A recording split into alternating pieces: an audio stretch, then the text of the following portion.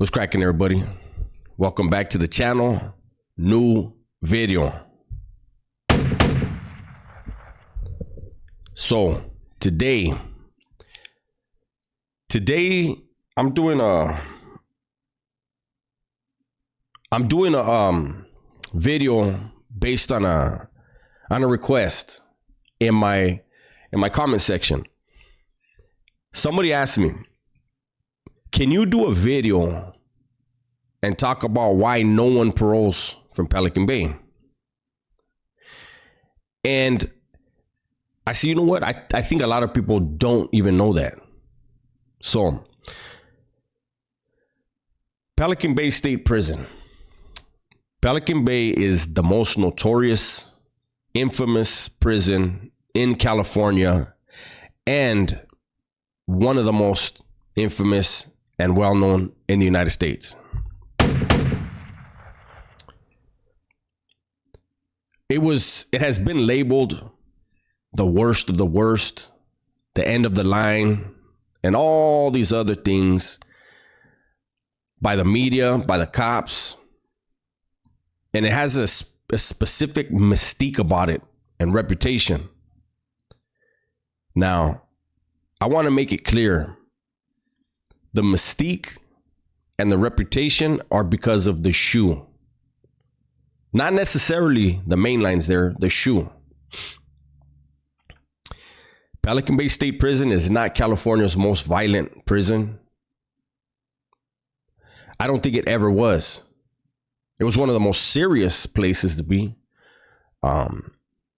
But since its inception, I will say the most violent prison from when it was built till now, I would give that title to High Desert State Prison.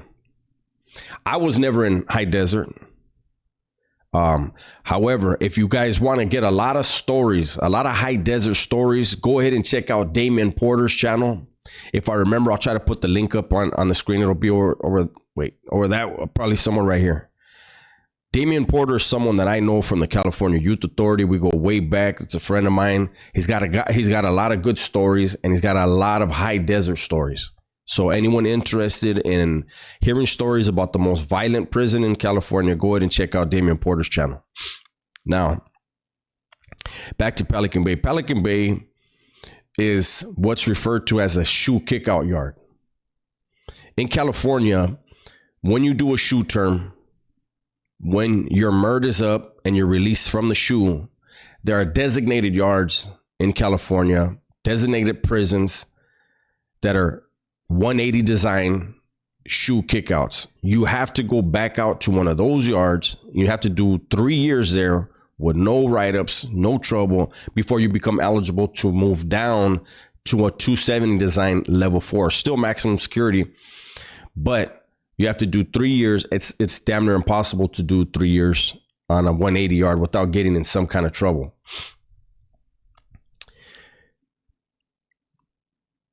The majority of my time in the CDC was in Pelican Bay and New Folsom. Those are the two places I did the most amount of years, like in a spot, right? And those two yards, those two prisons were very established, very well established. The program was smooth. High Desert was opened up in 1996, and within, I believe it was 6 months, they had their first murder. The Southerners killed a Northerner. Maybe one day I'll tell the story about that. All the guys that were picked up for that and never charged, they didn't have the right guys, apparently. I don't know.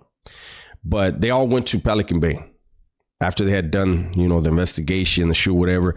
They all wound up in Pelican Bay B facility where I was at. So, I've heard things from people that were there, people that were caught up in it and all that stuff. But anyways, maybe not. It's open case. Never mind. I'm not going to ever tell that story, but I think I told a little bit of it before. Now, back to why no one paroles from Pelican Bay. I wonder if even the level 1s and 2s, because they have a 1 yard there, I think they have a 2-yard there. So it's up front when you first pull in. You pass by there. They're the guys that work in the kitchen. But anyways, I don't know. Maybe I don't even think they're allowed to parole from there. Here's what happened. I don't remember what year it was.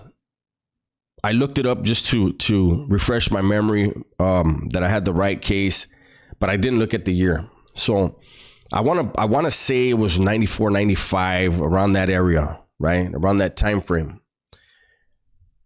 There was a convict who was released from the SHU. He was picked up there in Crescent City, and somewhere on his way back, going home, he was pulled over by a sheriff. I believe it was like a Sonoma County sheriff. And something happened where that sheriff wound shot, I don't know how many times, and killed. I don't know who did it, but the person who was arrested for it, charged and I believe convicted for that, they said was a parolee out of Pelican Bay State Prison SHU, right? Then you had, and around the same time, you had 2 Southerners parole from Pelican Bay State Prison SHU. One of them was from Santa Barbara County. The other one was from LA County. They caught the Greyhound together, and they did a layover on the Greyhound. They were going to switch buses or whatever in San Francisco. In San Francisco, they met up with someone. Somebody was like, hey, man, you guys just paroled, didn't you? Hey, let's go. We'll go party, this and this and that. And that's the story. I don't know what really happened. I don't know if they got the right guys, but the guy from Santa Barbara County and the guy from LA County were later picked up for a murder in San Francisco. And it was at that point where the California Department of Corrections made a call. These dudes cannot parole from Pelican Bay. So what started happening was guys would get like 30 days to the house. You know, they're going to parole in 30 days. And they would be transferred. They would be transferred to the prison nearest where they were paroling to. Sometimes they would house them in Ad Seg because they were only going to be there a week, maybe 2 weeks. So they'd house them in Ad Seg or orientation. Another thing I want to point out, prior to them making the decision to no longer allow convicts to parole from Pelican Bay, it was known if you parole from the Bay and you plan on taking the Greyhound, there's a liquor store somewhere right there in Crescent City, wherever the Greyhound was in Crescent City. All the Southerners were told this. There's a liquor store in there. Go in there with your gate money. They sell buck knives. Grab one. Because they had raza from Northern California were casing the Greyhound in Frisco.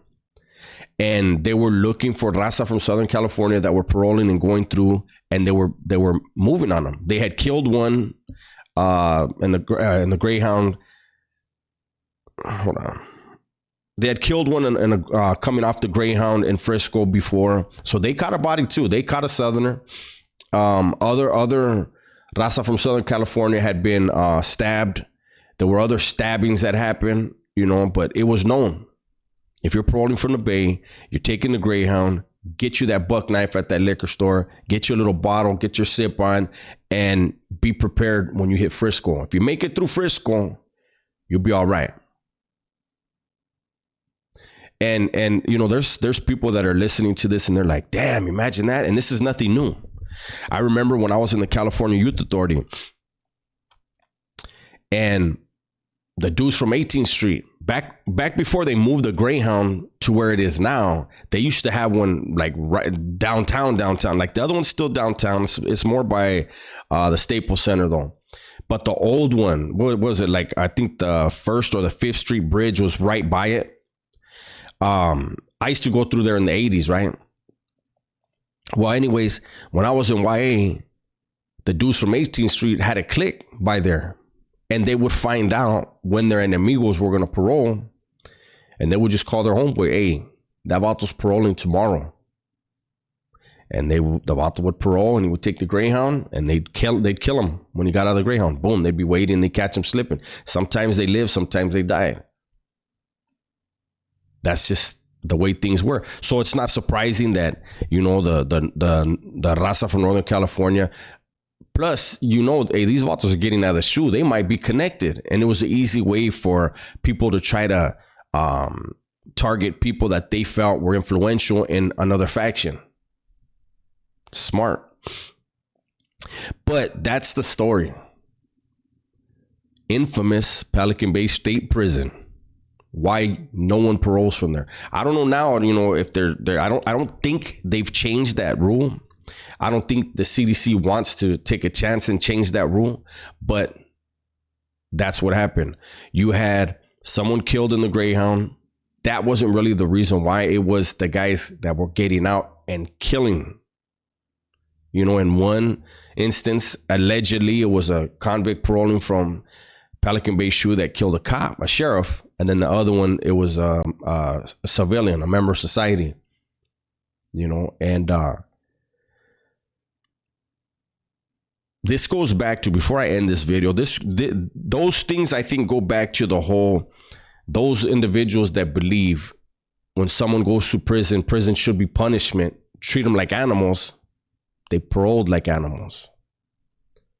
There should be more effort when people are going to be paroled. They used to have, what is it, pre-parole. They make you go to these pre-parole classes. That was about 30 days before you went home. It's hard to predict when someone's going home, especially a lifer.